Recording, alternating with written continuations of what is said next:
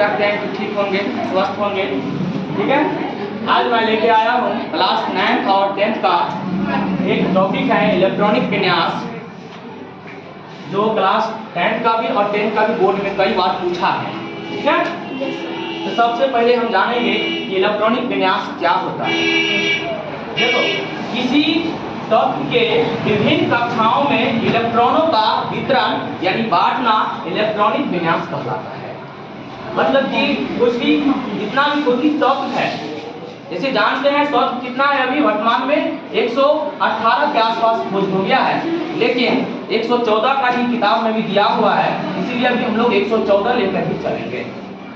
ठीक है, उसको कक्षाओं में बांट देना क्या कहलाएगा, इलेक्ट्रॉनिक विन्यास कहलाएगा।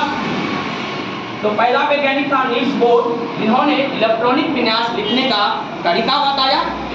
उसके बाद फिर और जैसे ऑफबाउ था, वो सब भी क्या किया, इलेक्ट्रॉनिक विन्यास बताया था। देखो, नील्स बोर के बारे में पढ़ते हैं, नील्स बोर ने कैसे इलेक्ट्रॉनिक विन्यास लिखने का तरीका बताया।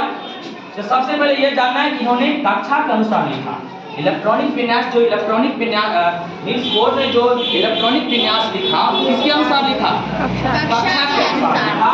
ठीक है, कक्षा कितने होते हैं, 4 होते हैं। पहला में K, दूसरा L, तीसरा M, चौथा M। ठीक है, उन्होंने कक्षा में जो अधिकतम इलेक्ट्रॉन रहेगा, कितना अधिकतम इलेक्ट्रॉन रहेगा, उसका एक सूत्र बताया था। किसी भी कक्षा में अधिकतम इलेक्ट्रॉन का सूत्र जो होगा वह 2n² होगा। सूत्र क्या होगा, 2n²। और जहाँ पे जो n जो होगा वो क्या होगा, कक्षा की संख्या होगा।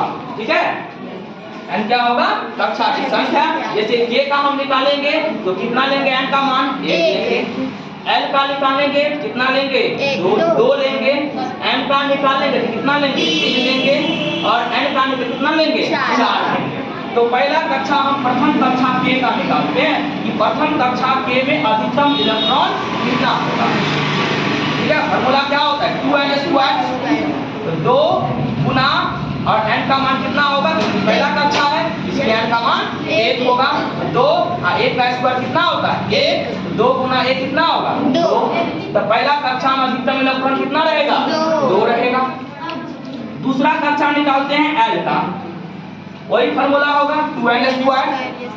कितना लेंगे, n का मान 2, क्योंकि ये कक्षा कितना है, दूसरा कक्षा है।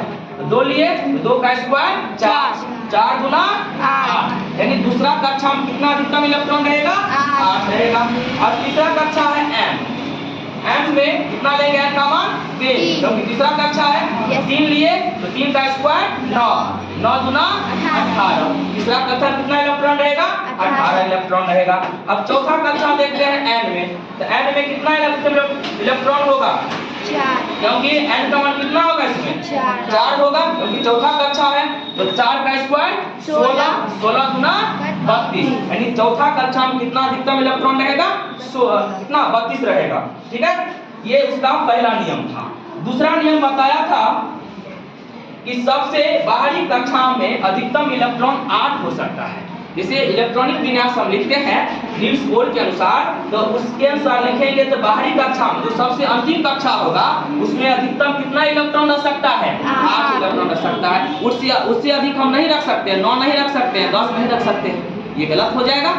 ठीक है, इसीलिए याद रखना है कि नील्स बोर के अनुसार जो अधिकतम होगा इलेक्ट्रॉन अंतिम कक्षा में वो 8 हो सकता है। तीसरा नियम था कि किसी परमाणु में जो इलेक्ट्रॉनिक विन्यास लिखना है, ये चारों कक्षा के अनुसार लिखना है। पहले किसको लेंगे, पहले K को लेंगे, फिर L को भरेंगे, फिर M को, फिर N को।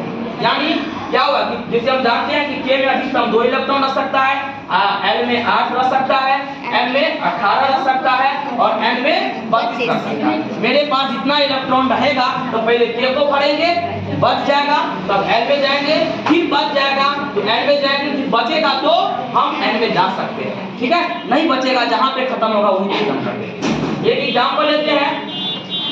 ठीक है, जैसे सोडियम का इलेक्ट्रॉनिक विन्यास लिखते हैं।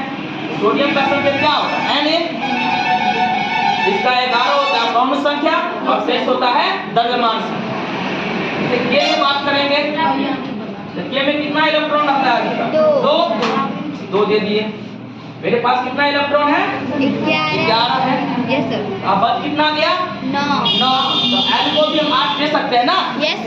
मार्क्स दे दिए, कितना बच गया? एक। M को दे दिया एक। एक। ठीक है, आप एक आप लोग बना के दिखाइए एल्युमिनियम का।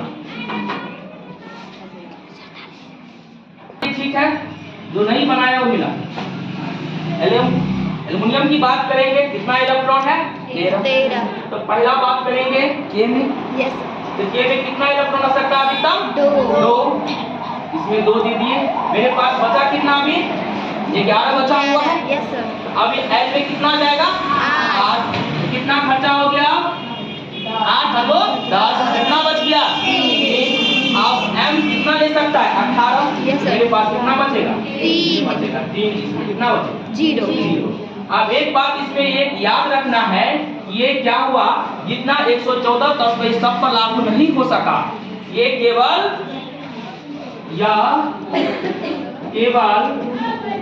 आर्गन तक, आर्गन यानी परमाणु संख्या 18 है, आर्गन तक ही लागू हो सका, आर्गन तक ही लागू हो सका। उम्मीद रखते हैं कि आप लोगों को समझ में आया होगा। ठीक है, थैंक्स फॉर वॉचिंग।